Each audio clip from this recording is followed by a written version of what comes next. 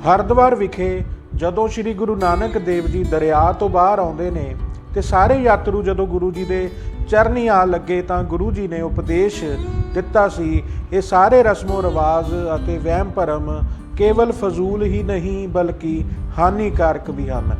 इन्हां तीर्थां दे इशनान करना जां दान पुण्य करन नाल प्रभु नहीं मिलदा। ਜਿਹੜੇ ਮਨੁੱਖ ਪ੍ਰਭੂ ਨੂੰ ਹਰ ਵੇਲੇ ਆਪਣੇ ਹਾਜ਼ਰ ਨਾਜ਼ਰ ਸਮਝਦੇ ਹੋਏ ਸੱਚੀ ਤੇ ਸੁੱਚੀ ਕਿਰਤ ਕਰਦੇ ਹਨ, ਉਹ ਸਹਿਜ ਸੁਭਾਵ ਹੀ ਪ੍ਰਭੂ ਨੂੰ ਪਾ ਲੈਂਦੇ ਹਨ। ਗੁਰੂ ਜੀ ਉਹਨਾਂ ਯਾਤਰੂਆਂ ਨੂੰ ਉਪਦੇਸ਼ ਦੇ ਕੇ ਜਦ ਆਪਣੀ ਰਿਹਾਇਸ਼ ਵਾਲੀ ਥਾਂ ਵੱਲ ਆਏ ਤਾਂ ਉਹਨਾਂ ਵੇਖਿਆ ਕਿ ਇੱਕ ਬ੍ਰਾਹਮਣ ਮੱਥੇ ਉੱਤੇ ਟਿੱਕਾ ਲਾਈ, ਗਲ ਵਿੱਚ ਜਨੇਊ ਪਾਈ ਅਤੇ ਧੋਤੀ ਬੰਨ੍ਹ ਕੇ ਭੋਜਨ ਤਿਆਰ ਕਰ ਰਿਹਾ ਸੀ। ਉਸਨੇ ਆਪਣੇ ਚੌਂਕੇ ਦੇ 4 ਚੁਫੇਰੇ ਲੀਕ ਮਾਰੀ ਹੋਈ ਸੀ।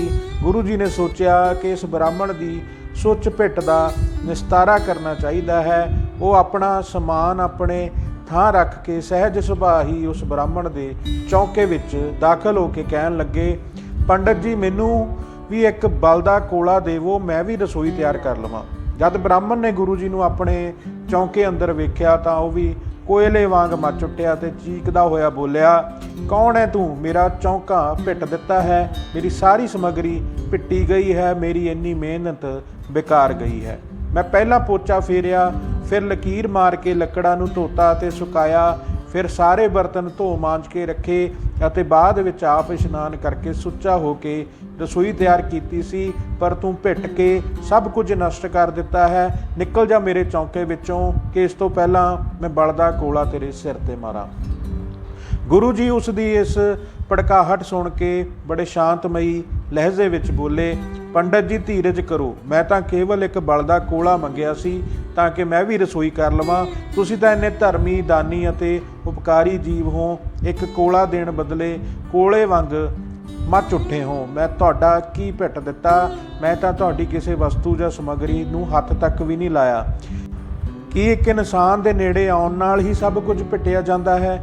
ਬ੍ਰਾਹਮਣ ਹੋਰ ਕ੍ਰੋਧ ਵਿੱਚ ਆ ਕੇ ਬੋਲਿਆ, ਕੀ ਮੈਂ ਡੂਮਾਂ, ਕਸਾਈਆਂ ਅਤੇ ਚੰਡਾਲਾਂ ਨੂੰ ਆਪਣੇ ਚੌਂਕੇ ਵਿੱਚ ਦਾਖਲ ਹੋਣ ਦਿਆ ਕਰਾਂ?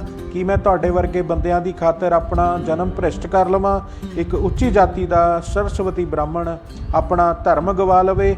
ਇਹ ਸੁਣ ਕੇ ਗੁਰੂ ਜੀ ਮੁਸਕਰਾ ਕੇ ਕਹਿਣ ਲੱਗੇ, ਕੀ ਤੁਸੀਂ ਸਮਝਦੇ ਹੋ ਕਿ ਤੁਸੀਂ ਇਸ ਸਮੇਂ ਚੌਂਕੇ ਵਿੱਚ ਇਕੱਲੇ ਬੈਠੇ ਹੋ ਅਤੇ ਸੁੱਚੇ ਹੋ? ਮੈਂ ਤਾਂ ਇਹ ਵੇਖ ਰਿਹਾ ਹਾਂ ਕਿ ਤੁਹਾਡੇ ਨਾਲ ਨੀਚ ਤੋਂ ਨੀਚ ਜਾਤ ਦੇ 4 ਵਿਅਕਤੀ ਵੀ ਬੈਠੇ ਹਨ। ਬ੍ਰਾਹਮਣ ਗੁਰੂ ਜੀ ਦੀ ਇਹ ਗੱਲ ਸੁਣ ਕੇ ਬੌਂਦਲ ਗਿਆ। ਉਹ ਤੁਰੰਤ ਬੋਲਿਆ, ਮੈਂ ਤਾਂ ਇੱਥੇ ਇਕੱਲਾ ਹਾਂ, 4 ਅਜਿਹੇ ਨੀਚ ਮੇਰੇ ਪਾਸ ਕਿਹੜੇ ਬੈਠੇ ਹਨ? ਮੈਨੂੰ ਉਹ ਕਿਉਂ ਨਹੀਂ ਨਜ਼ਰ ਆ ਰਹੇ? ਗੁਰੂ ਜੀ ਨੇ ਉੱਤਰ ਦਿੱਤਾ, ਇਹੋ ਤਾਂ ਰਹੱਸ ਹੈ ਕਿ ਤੁਹਾਡੀਆਂ ਅੱਖਾਂ ਅੱਗੇ ਅਗਿਆਨਤਾ ਦਾ ਪਰਦਾ ਆਇਆ ਹੈ ਜਿਹੜਾ ਤੁਹਾਨੂੰ ਕੁਝ ਵੇਖਣ ਹੀ ਨਹੀਂ ਦਿੰਦਾ। ਇਹਨਾਂ 4 ਨੀਚਾਂ ਬਾਰੇ ਮੈਂ ਤੁਹਾਨੂੰ ਦੱਸਦਾ ਹਾਂ। ਭੈੜੀ ਬੁੱਧੀ, ਜਿਸ ਕਾਰਨ ਅਸੀਂ ਭੈੜੇ ਕੰਮ ਕਰਦੇ ਹਾਂ, ਨੀਚ ਡੂਮਣੀ ਹੈ। ਜ਼ਬਰ ਜ਼ੁਲਮ ਕਸੈਣ ਹੈ। ਹੋਰਨਾਂ ਦੀ ਨਿੰਦਾ ਕਰਨੀ ਅਤੇ ਪਾਪਾਂ ਦੀ ਮੈਲ ਇਕੱਠੀ ਕਰਕੇ ਖਿਲਾਰਨ ਵਾਲੀ ਚੂੜੀ ਹੈ। ਚੌਥਾ ਕ੍ਰੋਧ, ਜਿਹੜਾ ਤੁਹਾਡੇ ਵਿੱਚ ਹੁਣੇ ਭਾਂਬੜ ਵਾਂਗ ਮੱਚਿਆ ਹੈ, ਉਹ ਚੰਡਾਲ ਹੈ। ਹੇ ਪੰਡਤ ਜੀ, ਇਹ 4 ਪਿੱਟਣ ਵਾਲੇ ਨੀਚ ਤੁਹਾਡੇ ਅੰਦਰ ਹਨ, ਫਿਰ ਤੁਸੀਂ ਸੁੱਚੇ ਕਿਵੇਂ ਹੋਏ? ਬ੍ਰਾਹਮਣ ਨੂੰ ਸਮਝ ਪੈ ਗਈ ਤੇ ਉਸ ਗੁਰੂ ਜੀ ਤੋਂ ਖਿਮਾ ਮੰਗੀ। ਉਹ ਜਿਸ ਵਹਿਮ ਵਿੱਚ ਜਕੜਿਆ ਸੀ ਉਸ ਤੋਂ ਆਜ਼ਾਦ ਹੋ ਗਿਆ ਅਤੇ ਗੁਰੂ ਜੀ ਦਾ ਸਿੱਖ ਬਣ ਗਿਆ। ਸੋ ਇਸ ਤਰ੍ਹਾਂ ਜਿਹੜਾ ਸ਼੍ਰੀ ਗੁਰੂ ਨਾਨਕ ਦੇਵ ਜੀ ਨੇ ਇੱਕ ਆਪਣੇ ਆਪ ਨੂੰ ਸੱਚੇ ਸੁੱਚੇ ਪੰਡਤ ਸਮਝਣ ਵਾਲੇ ਨੂੰ ਇਹ ਸਬਕ ਦਿੱਤਾ ਕਿ ਸੱਚਾ ਸੁੱਚਾ ਇਨਸਾਨ ਆਪਣੀ ਸੋਚ ਨਾਲ ਅਤੇ ਆਪਣੇ ਜਿਹੜੇ ਕਰਮ ਕਰਦਾ ਹੈ ਉਹਦੇ ਨਾਲ ਬਣਦਾ। ਆਲੇ ਦੁਆਲੇ ਦੀ ਸਫਾਈ ਰੱਖ ਕੇ ਜੇ ਤੁਹਾਡਾ ਮਨ ਮੈਲ ਨਾਲ ਭਰਿਆ ਹੋਇਆ ਹੈ ਤਾਂ ਉਸ ਸਫਾਈ ਦਾ ਕੋਈ ਵੀ ਫਾਇਦਾ ਨਹੀਂ। ਧੰਨ ਧੰਨ ਸ਼੍ਰੀ ਗੁਰੂ ਨਾਨਕ ਦੇਵ ਜੀ।